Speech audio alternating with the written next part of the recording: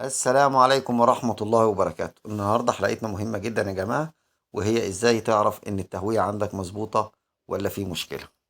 بس قبل ما نتكلم عن الحلقة، احب يعني تعمل، لو سمعت الحلقة وعجبتك تعمل لها شير، تعمل منشن لحد تعرفه بيربي، تدعمنا بكومنت، تقول لنا رأيك سواء بالسلب سواء بالإيجاب، علشان لو في حاجة بالسلب نقدر نعدلها إن شاء الله ونكون عند حسن ظنكم.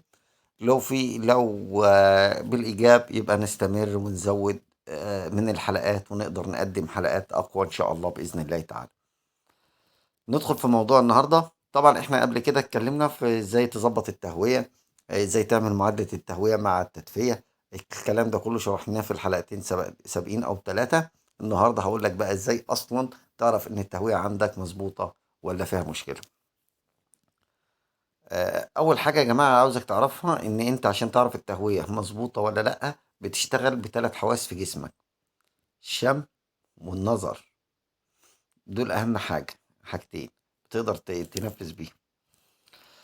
والعقل، الحاسة التالتة أو الحاجة التالتة اللي بتقدر تستخدمه فيهم عشان تظبط. أول حاجة أنا عاوزك تفهم كده الموضوع. أول حاجة إنك لو شميت، أول حاجة لو شميت ريحة الأمونيا، لو حسيت بحرقان في عينك أو شميت ريحة الأمونيا، فده معناه إن نسبة الأمونيا تخطت 50 جزء في المليون. وده غلط قوي على الفراخ يا جماعة، وبيسبب مشاكل كتير قوي بقى، من عيون مدمعة، عيون محرفة، تورم في العيون، تراجع في سحب العلف، خمول، حاجات كتير قوي هنتكلم فيها واحدة واحدة مع بعض في التفصيل في الحلقة دي إن شاء الله مع بعض.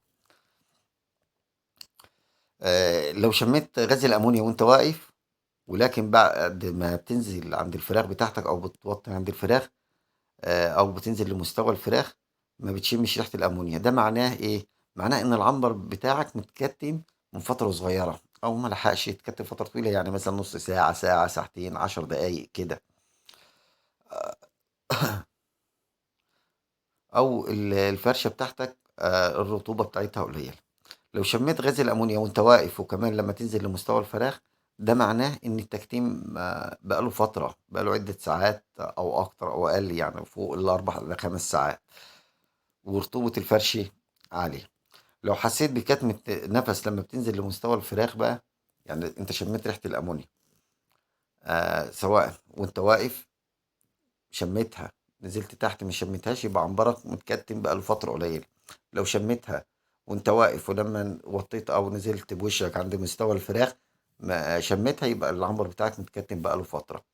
طيب لو حسيت بخنقة بقى، يعني انت شامم ريحة الامونيا بس حسيت بخنقة، يبقى ده معناه ان غاز ثاني اكسيد الكربون عالي في العنبر معاك.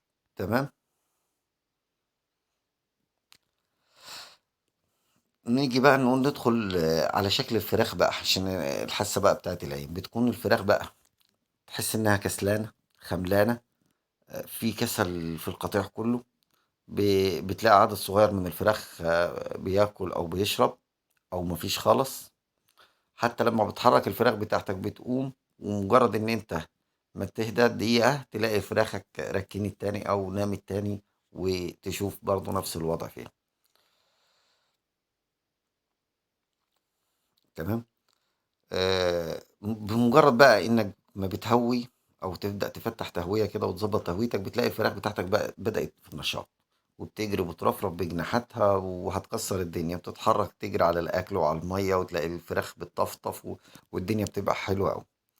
في الحالات الشديدة يا جماعة، في التكتيم ده بتلاقي بقى احتقان وتورم في العين، افرازات انفية، اصوات تنفسية.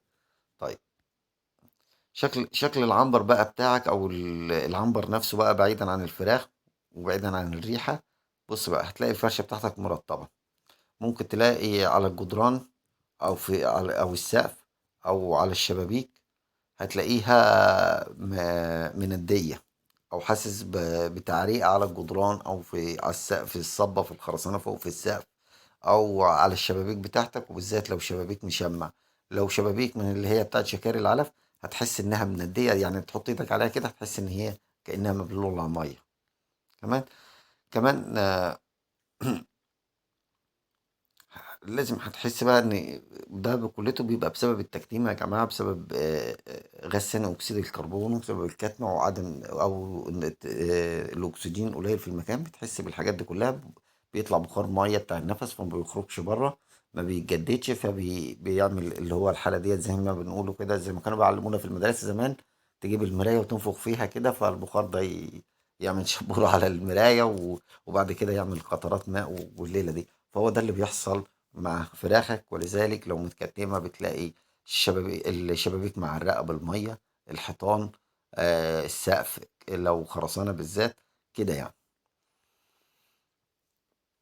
كمان لو في بقى بتشوف رؤية غبار أو أتربة أو شبورة في جو العنبر بتاعك، ده أكبر دليل إن التهوية مش مظبوطة. يا جماعة بنشم ريحة الأمونيا أكتر كل ما بعدنا عن أرضية العنبر، عشان الريحة بتاعت الأمونيا أو الريحة بتبقى فوق. وعشان كده بنشمها بمجرد دخول العنبر، ساعة ما بتفتح كده بابك كده أو تدخل الأوضة بتاعتك أو العنبر بتاعك أو المكان، بتحس بريحة الأمونيا لو تهويتك مش مظبوطة. كده يبقى قلت لك إزاي تعرف إن تهويتك مش مظبوطة، وإن فراخك محتاجة التهوية إمتى أو محتاجة إنك تهولها. عشان في ناس كتير قوي بتسأل، الفراخ همدانة، الفراخ فيها كسل، نحط له معاه علاج ايه؟ القصة مش علاج يا جماعة والله. القصة كلها هي انك تظبط تهويتك مع تدفيتك. وبالذات في الأعمار الكبيرة بعد عمر 12 يوم، الفراخ كل ما وزنها كبر، كل ما كلت أكتر، كل ما حجمها كبر، كل ما بدأت تعمل إخراج أكتر. ده كله بيترتب عليه إن أنت محتاج لها تهوية أكتر وأكسجين أكتر. كل ما الفرشة قدمت معاك محتاج أنت نسبة تهوية أكتر. يا جماعة العنبر ده سبحان الله بتقوم فيه أكتر من مليون عملية كيميائية شغالة من ساعة الكتكوت ما بيدخلوا، من تحليل الفرشة بقى للغبار اللي بيحصل، للنفس، للهضم، لعملية التحلل بتاع الإخراجات نفسها. لا، عمليات كيميائية ضخمة بتحصل في العنبر بتاعك. فده كله محتاج أكسجين يا جماعة. والهواء القديم أو الحاجات الرواسب القديمة في العنبر، سواء أتربة، سواء بخار الماء اللي احنا بنقول عليه غاز ثاني أكسيد الكربون، سواء النشادر، ريحة النشادر، الأمونيا، العمليات أو الرواسب بتاعت النتائج دي كلها اللي بتحصل، أو العادم بتاع العمليات الكيميائية اللي بتحصل دي كلها، عايز يطلع بره العنبر. يعني شفت انت، هجيبها لكم ازاي؟ بس هو عموما يعني كأنك مولع فرن. كلنا طبعا ناس فلاحين وكلنا فاهمين الكلام ده. كأنك مولع فرن بالقش والدخان بتاعه في المكان، فعاوز مدخنة تطلعه بره. هو نفس الوضع، لازم تهوية على اتجاهين يا جماعة. ما ينفعش شباك في اتربي في مكان التهوية فيه من اتجاه واحد، لازم اتجاهين أو شفاط على الأقل، عشان يسحب يخرج ومكان يدخل أكسجين. يا رب يكون الشرح بتاعنا بتاع النهاردة فاتكم بأي معلومة بأي حاجة.